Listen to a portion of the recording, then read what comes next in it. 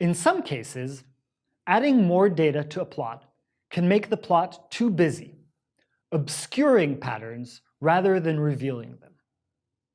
For example, let's explore the data we have about weather in Seattle. Here, we plot average precipitation in Seattle during the course of the year. But let's say that we are also interested in the range of values. We add the 25th percentile and the 75th percentile of the precipitation in dashed lines above and below the average. What would happen if we compared this to Austin? This code adds the data from Austin to the plot.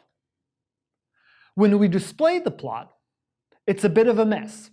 There's too much data in this plot. One way to overcome this kind of mess is to use what are called small multiples.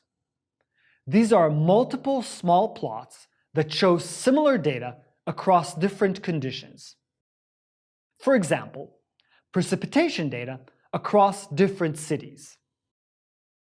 In Matplotlib, small multiples are called subplots. That is also the reason that the function that creates these is called subplots. Previously, we called this function with no inputs. This creates one subplot. Now we'll give it some inputs. Small multiples are typically arranged on the page as a grid with rows and columns. Here, we are creating a figure object with 3 rows of subplots and 2 columns. This is what this would look like before we add any data to it.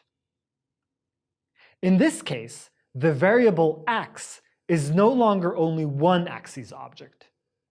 Instead, it is an array of Yaxis objects with a shape of 3 by 2.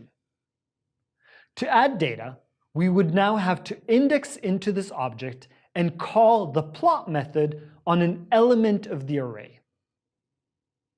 There is a special case for situations where you have only one row or only one column of plots. In this case, the resulting array will be one-dimensional, and you will only have to provide one index to access the elements of this array. For example, consider what we might do with the rainfall data that we were plotting before. We create a figure and an array of Yaxis objects with 2 rows and 1 column. We address the first element in this array, which is the top subplot, and add the data for Seattle to this plot. Then we address the second element in the array, which is the bottom plot, and add the data from Austin to it. We can add a y-axis label to each one of these. Because they are one on top of the other, we only add an x-axis label to the bottom plot by addressing only the second element in the array of Yaxis objects. When we show this, we see that the data are now cleanly presented in a way that facilitates the direct comparison between the two cities. One thing we still need to take care of is the range of the y-axis in the two plots, which is not exactly the same. This is because the highest and lowest values in the two datasets are not identical. To make sure that all the subplots have the same range of y-axis values, we initialize the figure and its subplots with the keyword argument share_y set to true.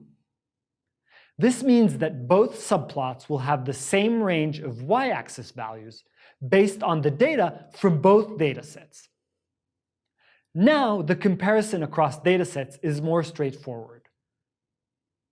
Next, go ahead and practice creating visualizations with small multiples.